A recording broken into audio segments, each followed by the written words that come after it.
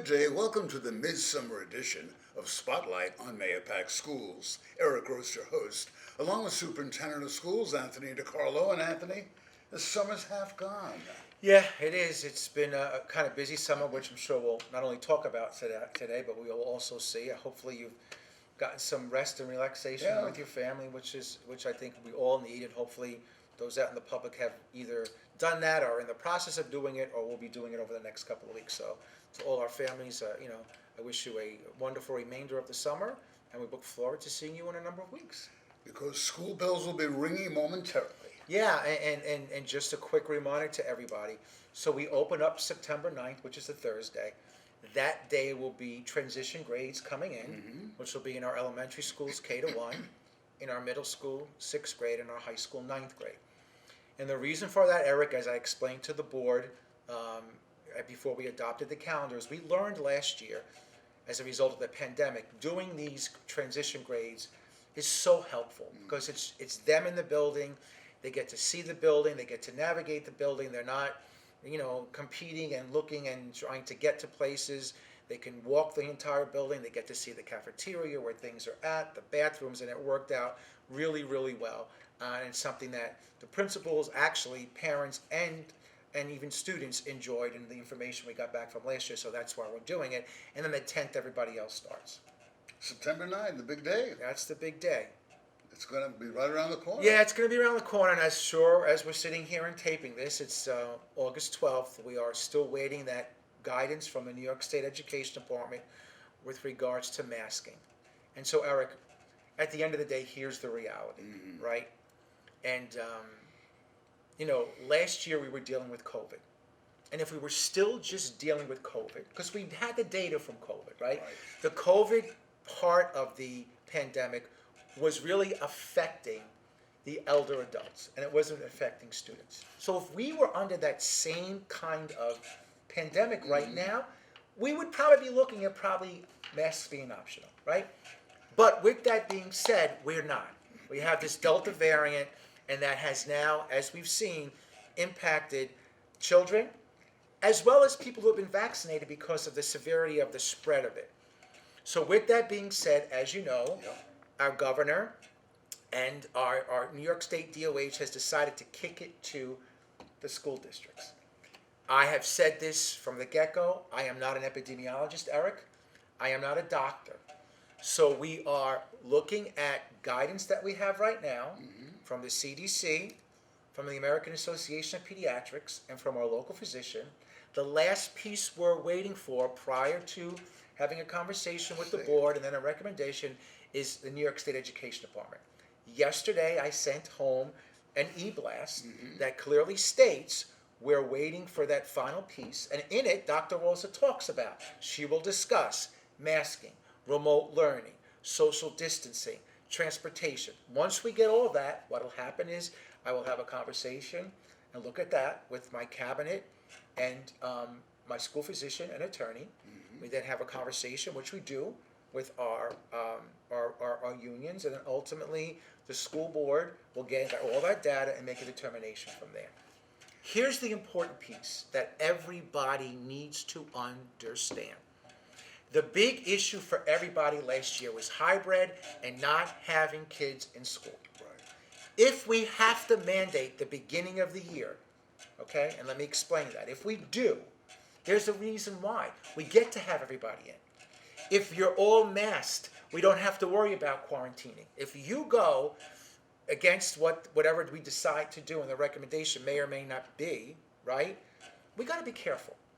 Because our insurance company has stated and our attorneys have stated, and we're still waiting for the last piece of the guidance, but if these entities, who are the ones who look at public safety and public health, and we as a district go against that, Eric, we could be liable, right? We could be liable. So we want our kids to be in. That's the bottom line. We want them to be in. We want them to take part in extracurricular activity, field trips, and sports. We can do all those things 5 days a week, no hybrid, if students are possibly masked. That's really the reality. Here's the other reality, Eric. I know in my heart of hearts, and I mentioned the second group, and I'm going to tell you this to parents, you should be having a conversation with your pediatrician. I know in my heart of hearts, over probably 99.9% of your pediatricians would tell you, especially if your child is unvaccinated or under 12, they should be wearing masks. Their association said it because of this variant. Again, let's see what happens and where we're at. But those things really are important. What's the goal? Get kids in 5 days a week. Right. If we need to start the school year off that way, then we may have to. I am cognizant to understanding about the social and emotional impact of masks. I get that. I am working hard with Putnam County, with our local physician, Eric, to look at a trigger. Like, so what should that percentage or positivity rate be of our zip codes or children in our schools, so that if it gets to a level, we can go to leaving it as something that may be optional. And then, if it's optional during a lull, and now all of a sudden it ticks up because there's another variant, here's that number that we tick up. To me, that's a common sense way of looking at it, but it's not that easy. Here's the other thing. All the data shows you where there's more vaccinations in a community, there seems to be less spread. And I hate to tell you this, the two lowest vaccinated communities are Mahopac and Lake Peekskill. So again, all of these things have to be taken into consideration, and those things have an impact on where things are going to head. But I want to be clear. If we have to start the year off that way, we want everything to be as normal as possible, but you're going to have to be masked up. And what I will be doing is, once we come up and the board decides in a resolution what they want to do, you'll have the 21-22 reopening plan. Eric, a lot of the same things that we did at the end of the year will be this way. Again, buses, transportation, we'll have to talk about. If everybody's got a mask on, we can do regular busing. Right. Okay, again, if you have a mask on and somebody winds up being positive, you don't have to worry about being quarantined. If you don't have a mask on, and now that's an issue, now you're looking at 10 days. Now you're looking at having to be home, and now you're looking at your parent having to take off. See, that's the other issue, right? We don't want that to happen. We heard about childcare last year. So if it's an issue between trying to, see how things go and then have massive outbreak, which is happening, right, in areas, we don't want that to happen. I'm from the opinion that everybody's traveled. So everybody's interacted with everybody across the country, in some places, other people from around the world. I think once we get into school and we're back to our own closed environments, I'm hopefully that this is not going to be something that we have to look over a long period of time. So even if we do have to, we look at it over the first month, we have to do it, and then look to see where we are, and hopefully we'll have some trigger numbers. I know, but right now you can't say this, but wouldn't it be much more common sense? Wear a mask.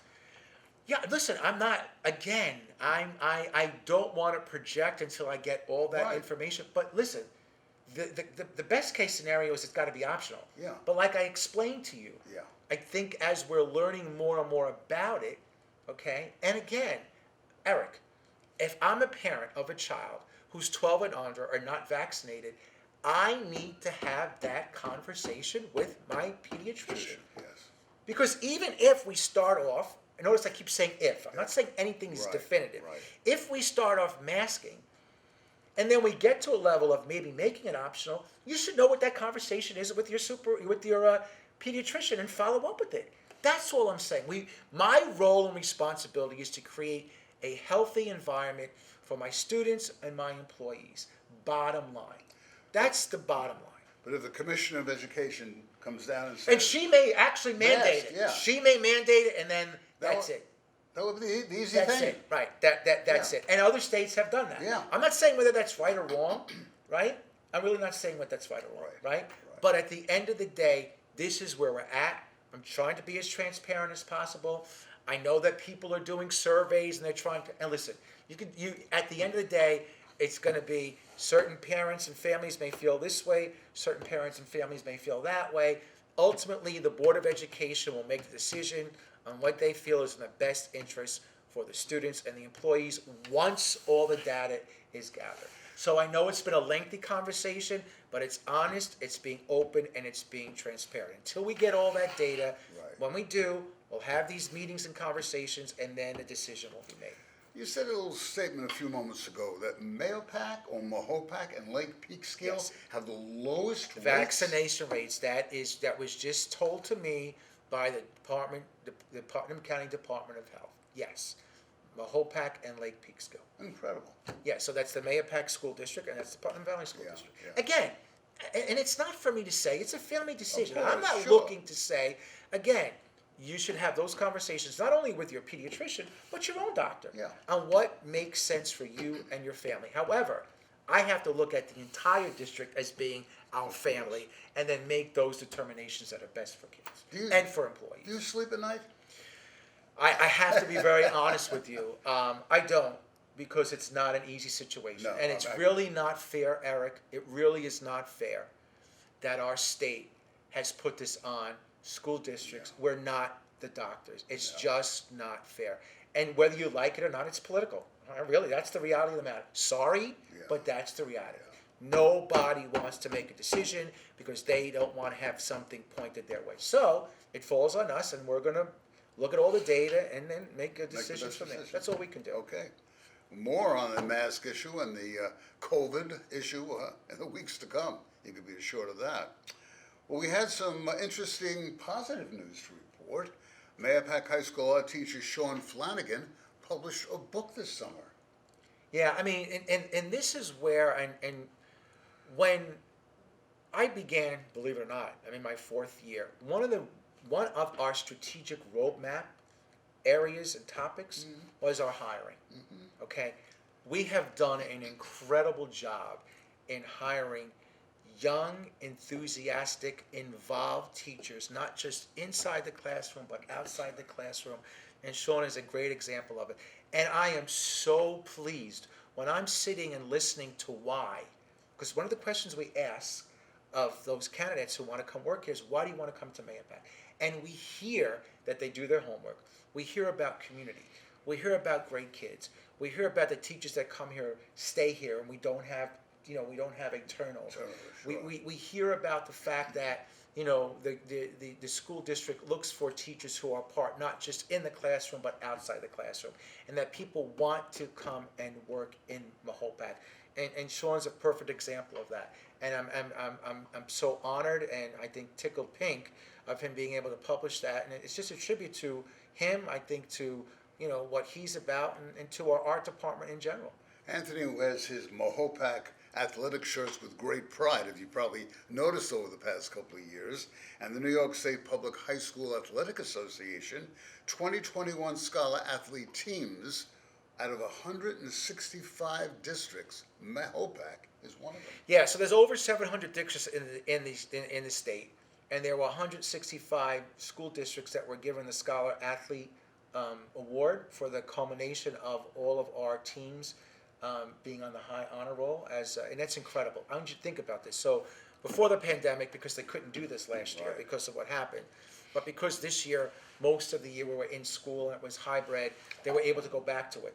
So the year before that, 1920, we had gotten it. Last year there wasn't, we got it again. This really speaks highly how well-rounded our student athletes are. Because not only is it about the athletic prowess that has to be part of it, but it's also the classroom. And it's a tribute to our students. And the vast majority of those student athletes are not just involved in athletics. Yeah. They're involved in band, chorus, theater, extracurricular clubs and activities. That's why I am so proud of us having a comprehensive high school program. Well-rounded students. Exactly, Yeah. and that's really, really what it's all about. Our kids are going to the top schools in the country. They're doing well athletically, activities, socially, emotionally. They're ready to meet those challenges, and it's not been easy. So that's a tribute to them, of course, to their parents, to their coaches, to our athletic program. It's what makes Mahopac such a great school district. And the unsung heroes of the Mahopac School District, the Board of Education. These ladies and gentlemen are on the board. They do it from the goodness of their heart. They don't get paid for their work, but they do it. You want to say hi to Mike Mongon and Adam Savino for their being elected and reelected. Yeah, President. Vice President Savino and President Mongan, congratulations to them for being reelected. And, I hope at some point in time, Eric, we can get back to discussions about education. Think about what the last 18 months have been. It's been in triage mode 24/7, 7 days a week. I hope that we could get, look what we're talking about again. Yeah. No guidance, Right. trying to figure out about masking, school starting in a number of weeks. I hope we can get back to discussions of education. That's really where I think all of us want to be able to go. Then, of course, we have a bond work. Yes. And we're going to be, kind of taking a little bit walk and seeing where we're at and what's going on. And that's also exciting. So I think there's a lot of things that we have to be excited about as we enter into the 21-22 school year. Again, we want our kids to be in 5 days a week. We want them to participate in extracurricular activities, athletics, field trips, and all the programs that they normally do. We got to have kids to go back to have fun. Seriously. So you know what? Yeah, I get it. You may have to have a mask for a while, but guess what? You're here, you're having fun, you're interacting. Exactly. That's really what it should be all about, and that's got to be our primary focus. Well, as Anthony said, some good news happening this summer. The construction is taking place at Mahopac High. We're going to take a mosey on over there right now. Check it out. We'll be right back on Spotlight on Mahopac Schools.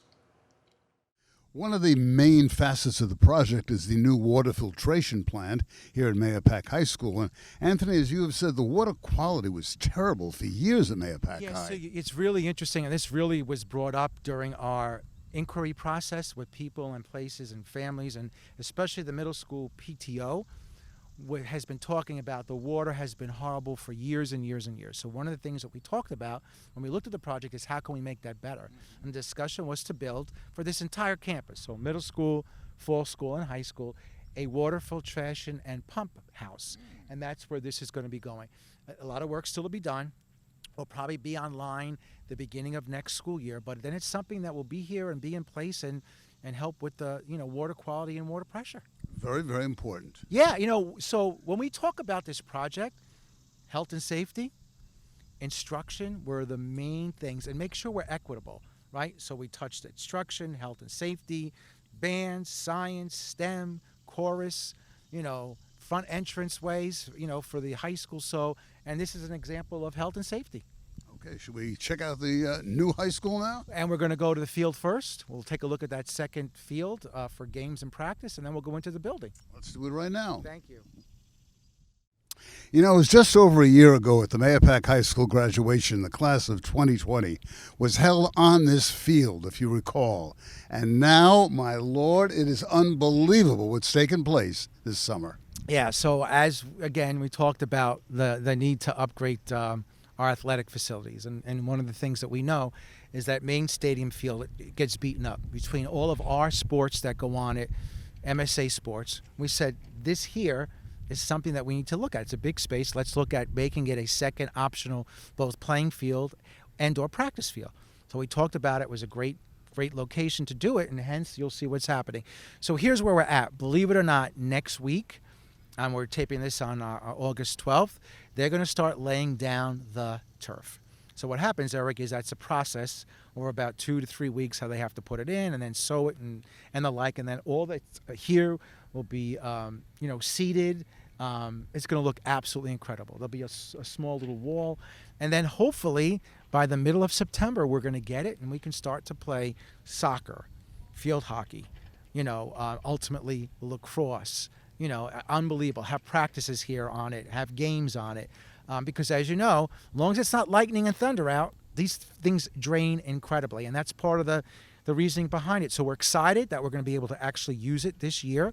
I can just share with you at the end of the year in June when they started doing some demoing, the kids had no idea. They're like, Mr. DiCarlo, what's going on? I said, well, that's going to be a second field for games and practices. Oh, my God. So when they come back and start to see it, it's unbelievable. And, it's going to be beautifully manicured, of course. It's brand new. There'll be a scoreboard, and we're excited about it. And then next year, as a part of the second phase, there'll be another turf field that'll be where the middle school field is right now. So it's really exciting. You're going to really have a complex that's multi-purpose, multifaceted, of course, for our students first, but then for the community as we're looking for, games and/or facilities to be able to practice on. So we're just so excited. The athletic department, Steve Luciano, is ecstatic about it. Of course, the coaches are of all these different, sports. So it's incredible. It's a part of, I think, the rebirth. Bringing Mayapack back to the way it was 20 years ago. Yeah, I'm excited about it, and you can see the work that's being done. And again, I thank the public. This couldn't happen without their confidence in voting on the bond. And now we're starting to see some of these things actually not only happening, but here's where they are, and we're excited about the next couple of weeks and months. Should we put on our hard hats and venture inside? Yes, we will. Let's do it right now. Thank you. Well, if you remember the last show of the year, the 2021 school year, we talked about the locker rooms here at Mayapack High School, and we showed you the dilapidated conditions they're in. Well, the lockers are gone. A shower here sign has been installed. Yeah. It's coming along. Yeah, it is coming along. And again, we're hoping that by the time we start the school year and, football, our first, I believe, home game is September 17th. Hopefully on or about then, this will be ready. We're not too sure yet about the lockers because, as I mentioned to you before in one of the other segments, there's a lot of back order stuff because of COVID and materials and supplies. But the space will be available for the coaches to be able to sit and have discussions and brainstorm and talk about strategies with the students. So we're excited about it. So it's this space, it's the office space here. And then back in the area that we are, the old, literally original showers have been taken out, and there's the showers that are put in there for whether the athletes want to use it or our officials want to use it. So we're modernizing this space, and we're excited about it. It's a long time overdue. It was the original space and locker room that goes back to the beginning of the school here. Beginning of time. Yeah, well, so we're excited about it. I know the coaches are, I know the student athletes are, so this is part of the project, and we're giving that update on where we're at. Okay. The locker rooms are coming along here at Mayapack High School. Wow, amazing. That's the first words that come to mind when entering the new STEM room here at Mayapack High. Yeah, and so one of the things that we talked about, when you're looking for college and career readiness, we know in the world today, we're looking for scientists, engineers, mathematicians, technology, computer science. This space allows Mayapack High School to get up to where we should be in the spaces where our kids should be learning and our teachers should be teaching. So this STEM lab, which you can see is a vast, big area, and you can see up over here, you have the doors that are rollers that can roll down, so you can use this as a big space. You can cordon it off into a space here, a space on the other side with the roll down doors, and then here. It's unbelievable. It's so exciting. Going to resemble a college, for crying out loud. That's exactly what it is. It's kind of an open kind of college STEM atmosphere for our kids. We have started this program, Project Lead the Way, which leads to certification for high schoolers looking at engineering and math and architectural design. So it's incredible. And I'm so excited about this space. And again, I want to thank the community for allowing for us to be able to have this happen. When should this be completed, this particular section? Hopefully, more or less the beginning of the school year. Because what we wanted to do, Eric, and I have to tell you, the Palumbo group and Eric and Kevin and Joe, who are here every day, have been really working hard with the contractors, because there were certain spaces that we know we needed for the beginning of the day because they truly are needed for instructional, and that was the STEM area and the science rooms, we'll see later. So we should be pretty, more or less, given some leeway on either side of it, be ready to have our kids and teachers get into this space at the beginning of the school year. Okay. Yeah. Science, music next. You got it. Music, I believe, and then science. Yeah. Stay tuned. We're in the new entranceway of Mayapack High School, and you're going to be tired of hearing that word wow over and over again. But this is just simply amazing. Yeah, so one of the things that we talked about in this project for all the schools was our security of our front entranceways. So what we decided to do here, because we're starting off at the high school, is to keep the rotunda-like, but make it far more secure and user-friendly. So what you'll see is that where we're standing right now are going to be another set of doors. So there'll be 3 doors.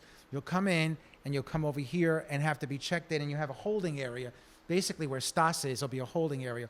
You'll get buzzed in, get secured, show your identification, and then go wherever you need to go. Mm-hmm. So we upgraded it. It's far more user-friendly. We're making sure we have air and heat, which was an issue going back 20 years ago. and we're going to open it up a little bit more, and we're excited about it. Really, I mean, that's really what it's all about. You know, really, security is utmost importance to us, and being able to do it in a manner that makes it aesthetically pleasing, but yet secure is what it's about, not only for here, but you'll see in the other buildings. Who designed this section? So this is designed by the architectural firm, Tetra Tech. But we talked about it, right? So what happened was we actually sat and had a conversation with our SRO, our building principals and administration, and talked about what made the most sense, and then it was designed, and then now you see the way it has been actually constructed. It's exciting. Very, very exciting.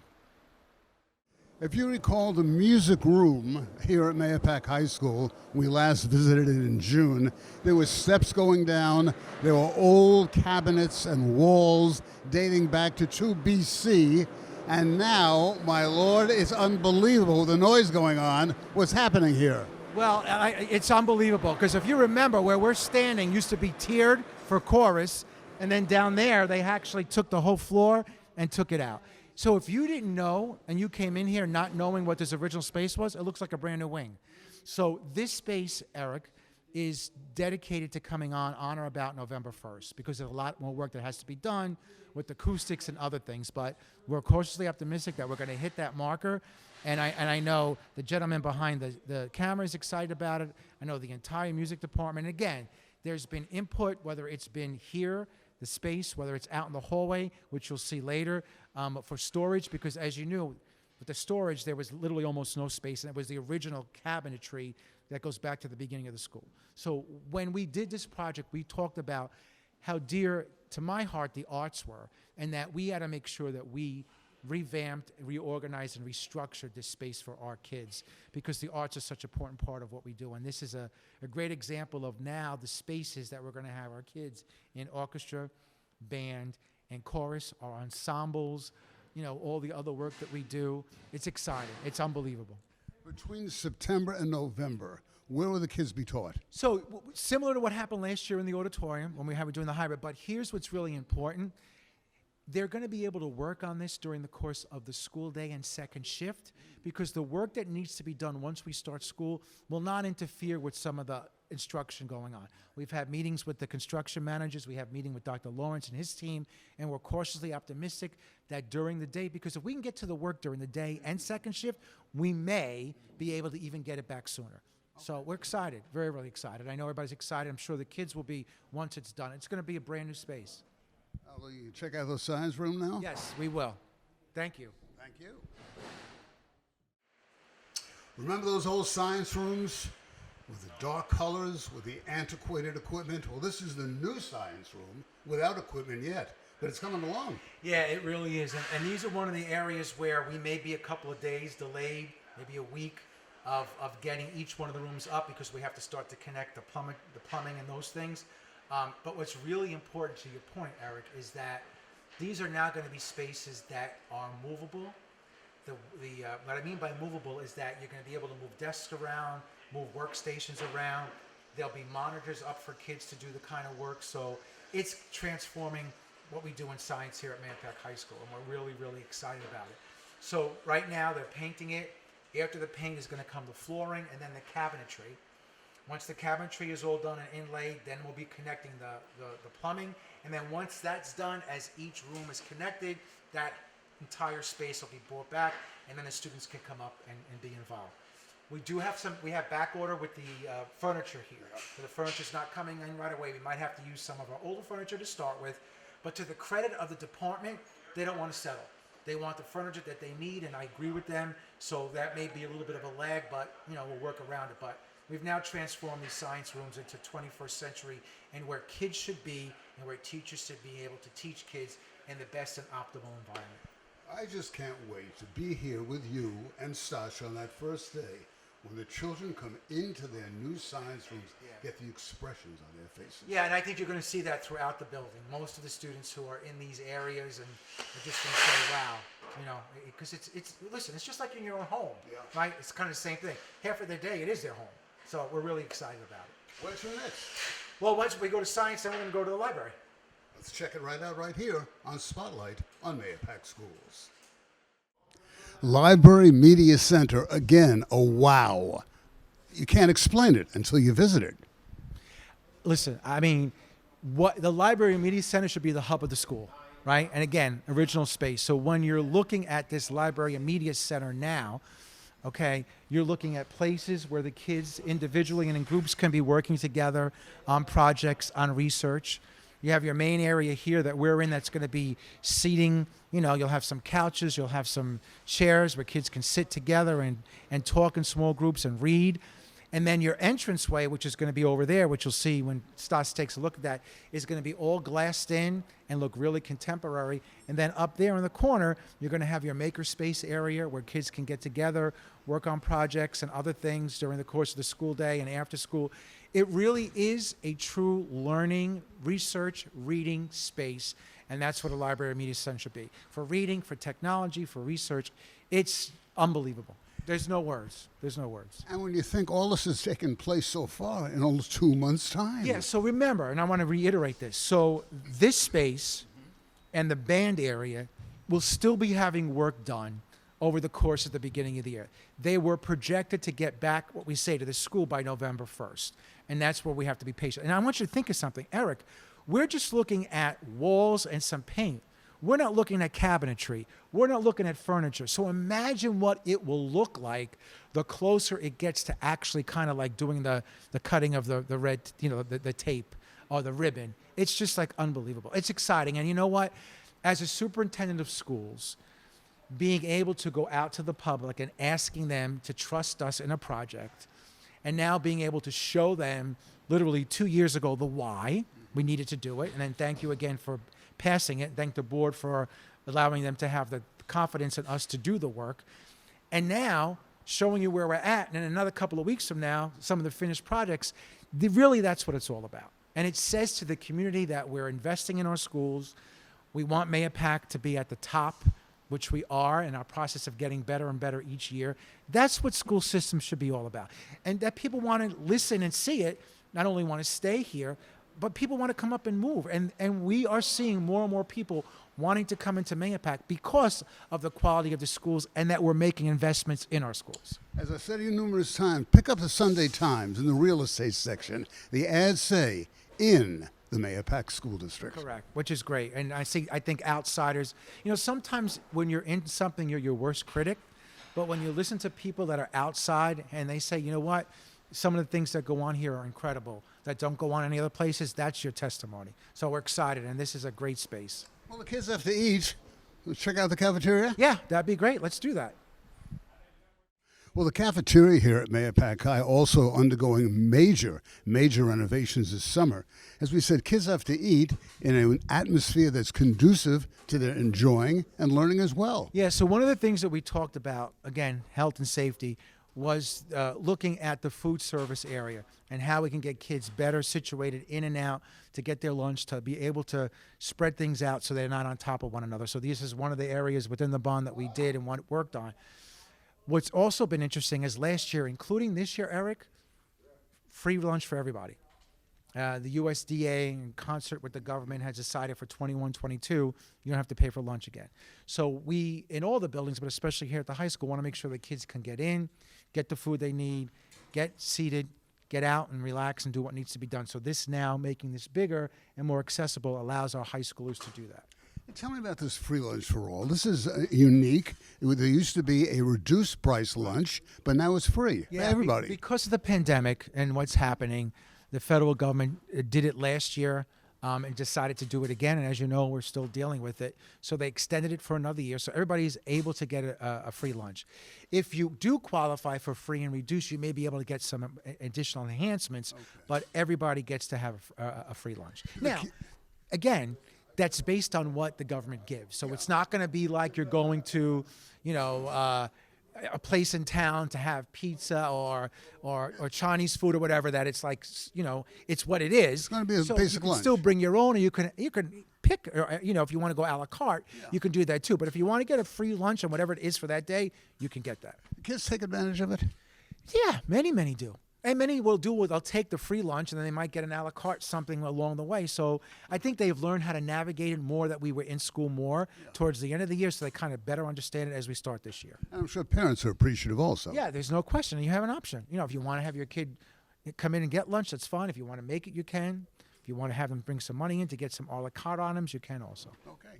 So we toured the high school addition and renovations that are taking place. Not really an addition. It feels like an addition. Yeah, there's some spaces that actually do look like an addition. That's true, which is a good thing. Yeah, the renovation. And Anthony and I will be right back to wrap up the show. You stay tuned. Well, despite the hot and humid summer, they've done some job at that high school. Yeah, I know. You know what, and Eric, and we've been through this whole journey together, right? You, myself, and Stas, going back literally 2 years ago, Right. to kind of walk through these same spaces and see what the need was and the why behind it. Right. So now you see that transformation. It's incredible. But as I've said, and we've said over and over again, you got to be patient. Yeah. Some of these areas will be back for the start of school. Some may be a couple of days delayed, but we're working around that. Some more, but the end product for our kids and our staff is really what this is about. And hopefully this is the beginning of creating a consistent look at all of our buildings, Eric, and doing work not every 10 or 12 years, a major amount, but every other year, establishing a capital reserve fund, asking the public, here's what we'd like to spend it on, Right. upgrading in our buildings so that we can keep up what's going on. That was another one of my strategic roadmap designs when I got here. We needed to do the bond, which we're doing. We're in the first phase. Next year's the second phase. And then we look at setting up a system so that we can keep up with things. That's really what I want to be able to do. So ultimately, when I do retire, there's like a plan to happen so that people and the public understand why we're doing what we're doing and why we have to keep these upgrades, because we don't want to keep doing what we're doing. And Great I'm job. excited. Yeah, no, but I'm Good excited. job. It is. So you think of how we're transforming our schools, from a health and safety point of view, from an instructional point of view. But really what's been important with this project is the following. Number one, we made sure we had a construction manager on before we even started. Yes. So they are our eyes and ears to make sure that things are being done right. If there are questions about things, we talk it through. The Board of Education did a walkthrough a week ago and they saw what was happening. I'm showing the public today we did. We're trying to be as transparent as possible to make sure that we do it the right way. And to the credit of the staff and the building principals and the departments of the areas that we worked on, they have been involved from the get-go. They understand the spaces, they understand what they need. And in some of the areas, Eric, they were very honest. They said, listen, Mr. DiCarlo, we don't want to settle. If it's going to be a while that we have to wait for this furniture because we know what's going on with Right. supplies Yep. and materials, we'll do with the old furniture for now, and then when it comes in, we'll put it in. We don't want to settle. We want what we want, and the teachers want what they have to create the optimal learning environment. So again, I want to thank the community for having the trust and allowing us to have this bond performed and passing it a number of years ago. As you see today, we're making some great progress. Things are going to look great over the next couple of months when things are finalized. And then, Eric, we're going to, in the next couple of months, start to talk about the next phase when we're dealing with the middle school and our elementary schools. And I'm sure when the kids come in that first day of school, they're going to go, wow. Well, it's interesting because even before they left, Yeah. the kids had no clue about that second field behind the original field. They're like, what is this about? And then when they heard about it, they were like, what? Yeah. There's going to be another turf field?